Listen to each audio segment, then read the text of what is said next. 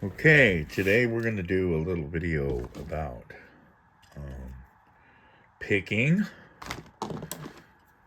pardon me, basically it's a FO38. It'll be used in a lot of vehicles. This is a brand new lock. As you can see, it won't turn because it's not coded. Will turn with a key in it. Okay, so to verify, Ford. Okay, this is one of the easiest locks to pick as far as I'm concerned. It's got good feedback. Wafers fall back in, but you can go back and kind of go over and shake them into place. And the feedback is pretty much what everybody describes in picking most of these locks. If it's, springy, then leave it alone. If it's feeling like it needs to be set and it's solid, then set it. This lock only turns this way from what I can see, clockwise. Well, you guys can see it all right. Looks like you can. I'm only going to use a slight amount of pressure on this, and then 7 and 8 are not there because it's a door key. 7 or 8 are for the ignition. But since you're working with a door lock here, you're only going to be doing 1 through 6. If you're going to practice with this lock, I'll start with 6 over here. And this is one of those locks you'll have to go back and reset. But basically, you just give it a decent amount of pressure and push it until it pops, move it 1 space. And then sometimes with this lock, you kind of jiggle it around after you get it in to the, you set the wafer, and then you kind of just shake the thing around a little bit. It's hard to describe, but you'll feel the cylinder actually do its rotation at that point.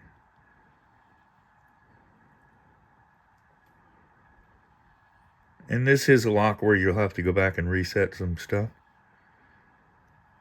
And reset wafers.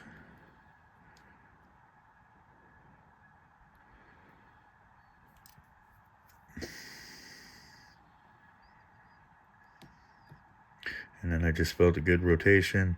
And I'll probably pop this 5 and it'll probably go. Because that seems to be the chemistry of this lock. And again, if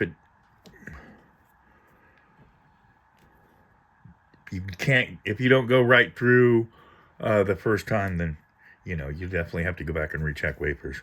But, okay, so now we'll do reading, which reading's real easy on this lock. Love it, love it. Easy read. This is actually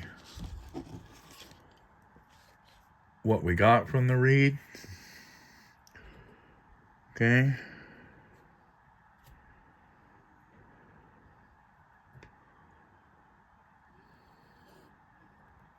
So 1's clearly probably a 1.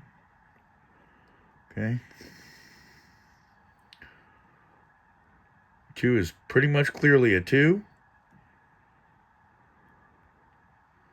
3 is pretty much clearly a 4.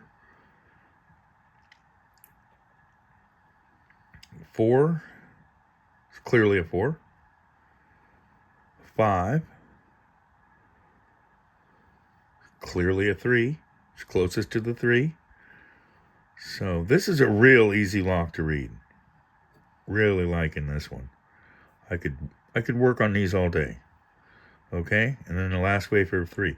So this is a good lock to start with.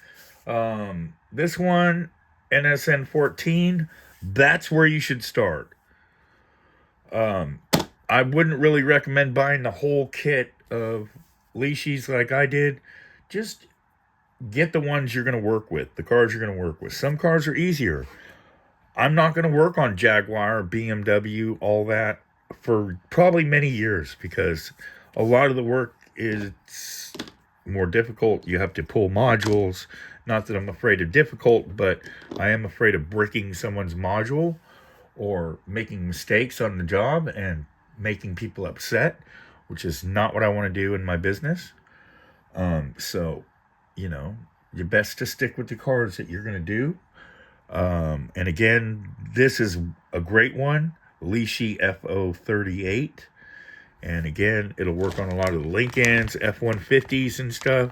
So you'll be covering a good variety of vehicles that you'll tend to work on. So, anyways, that is my video for picking an FO38 and decoding. Again, it's a really simple lock. Definitely a starter for a new person learning the trade to start with. You're going to spend $60 on a Lishi, and then maybe $40 on this lock set, $50 on a vise. Again, I don't really recommend buying the whole schmeal of Lishis like I did, because you're not going to be able to pick every single lock on that Lishi list. I mean, you may, if you're very, very good and very, very persistent and very, very dedicated, and you want to spend a huge amount of time overloading your brain picking locks. And again, it will overload your brain. So I hope you all enjoyed my video. If you like it, like it. If you want to feel the subscribe button, then do it. That's fine.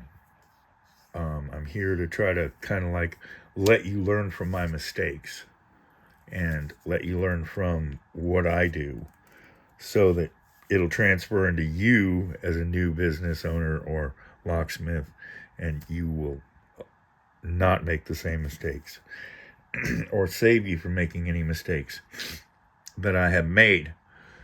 And I've made a few. I mean, overspending, buying things that I didn't need, not learning critical items like key conversions first. First thing you want to start learning as soon as you get into this is key conversions.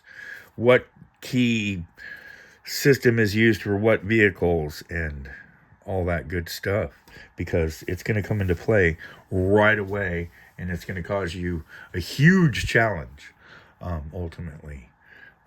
Keys are, it's a convoluted kind of mess of like references between suppliers and key makers, Ilco, whatever it may be, X-Horse, blanks. You're going to find different numbers on different conversions, and you're going to want to tackle that right away, because it can cause trouble. Anyways, have a good day, all. Hope you're all having a wonderful life right now. Hope you're all blessed. Peace out.